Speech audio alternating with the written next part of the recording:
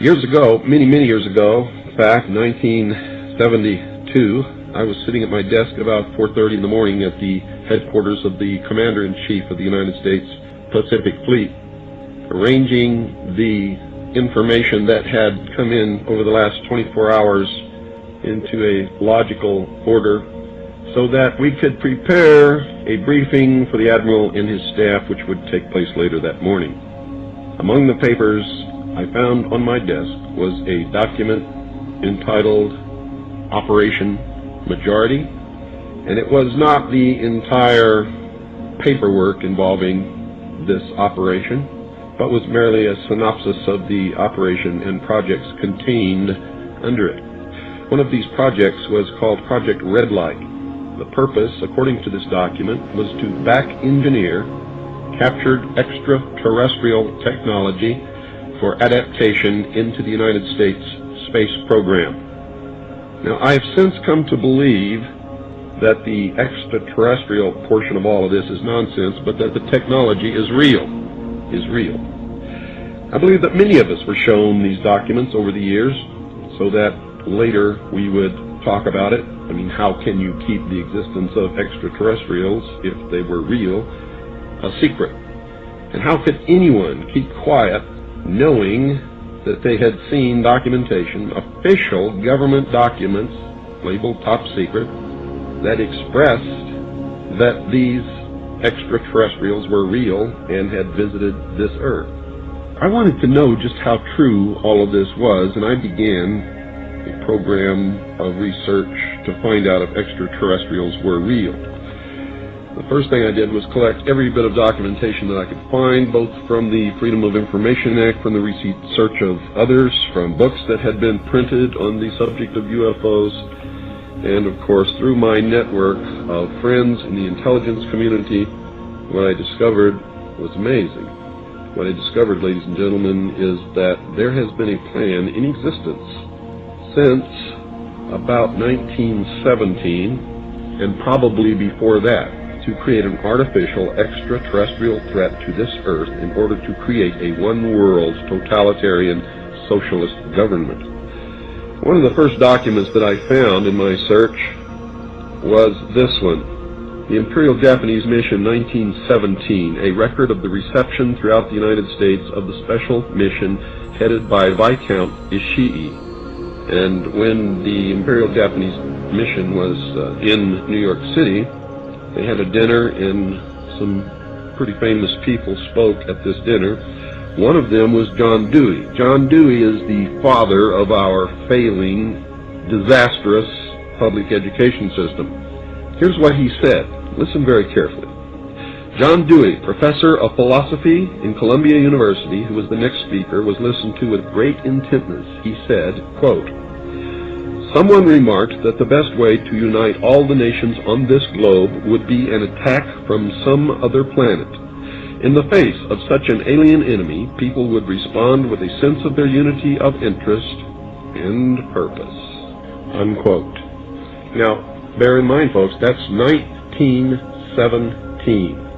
One of the next documents that I found, and I found quite a few, but one that's pretty important, is called the Report from Iron Mountain, the probability and desirability of permanent peace. Now, I encourage you to find this book, wherever you can find it. I don't know where you can get it, but find it. Page 66. Credibility, in fact, lies at the heart of the problem of developing a political substitute for war. This is where the space race proposals, in many ways so well suited as economic substitutes for war, fall short. The most ambitious and unrealistic space project cannot of itself generate a believable external menace. It has been hotly argued that such a menace would offer the last best hope of peace, etc., by uniting mankind against the danger of destruction by creatures from other planets or from outer space. Experiments have been proposed to test the credibility of an out-of-our-world invasion threat. And it continues on another page. Nevertheless, an effective political substitute for war would require alternate enemies, some of which might seem equally far-fetched in the context of the current war system. It may be, for instance, that gross pollution of the environment can eventually replace the possibility of mass destruction by nuclear weapons as the principal substitute for war. Are you beginning to get the message, folks? Poisoning of the air and of the principal sources of food and water supply is already well advanced, and at first glance would seem promising in this respect. It constitutes a threat that can be dealt with only through social organization and political power. But from present indications, it will be a generation to a generation and a half before environmental pollution, however severe, will be sufficiently menacing on a global scale to offer a possible basis for a solution. However unlikely some of the possible alternate enemies we have mentioned may seem, we must emphasize that one must be found of credible quality and magnitude if a transition to peace is ever to come about without social disintegration. It is more probable, in our judgment, that such a threat will have to be invented rather than developed from unknown conditions. Ladies and gentlemen, they have created so many alternate enemies in order to bring about their one-world totalitarian socialist state that we don't know which enemy to believe is real or is false, or whether to just toss them all out on their ears. And I think that that is probably going to be the best solution. Disarmament is no accident. All of these bills in Congress to take away our weapons is no accident. The intentional environmental pollution of our lakes, rivers, streams, oceans, forests, everything is no accident, as you just heard. These things were planned many, many years ago.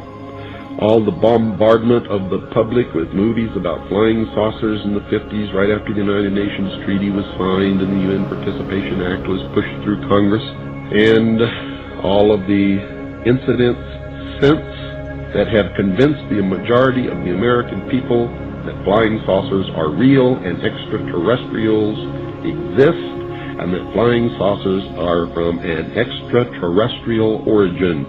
This is being promulgated in many ways, by television commercials, in the movies, in the newspapers, by creating incidents either real or imagined. I believe, because of my research and because of the extensive documentation that I've found and that is in my book, that this whole scenario has been created to give us an artificial alien threat from outer space. During the Reagan administration, he made 6 speeches, specifically talked about a threat from outer space by some other species from some other planet. 6, ladies and gentlemen. Why would the president repeat the same thing 6 times, tagged on to the ends of speeches by him?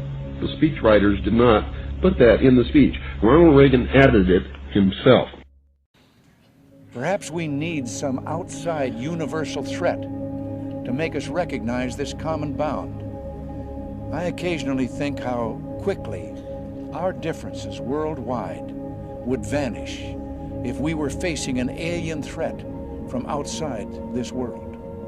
This was a powerful suggestion to implant into the minds of the people of the world that there really is a threat from some other species, from some other planet to this earth. Now, you people out there have been ignoring the UFO phenomenon for too long. It has all the earmarks of the most successful, most sophisticated mind control operation in the history of the world, and you are ignoring it. What better way to implement a plan to bring about a one-world government than to create the possibility in the minds of the people of the world that we are being threatened from some other species, from some other planet, and do it in a way that if anybody questions it or challenged it or wants to talk about it publicly, that they are ridiculed. And the ultimate goal is to make the earth look very small, to present the people of the world with an external threat to this earth, a superior race from some other planet, vastly superior to us in intellect, philosophy, and technology, in order to cause the dissolution of nation-states, the dissolution of all existing religions, and the formation of the world totalitarian socialist government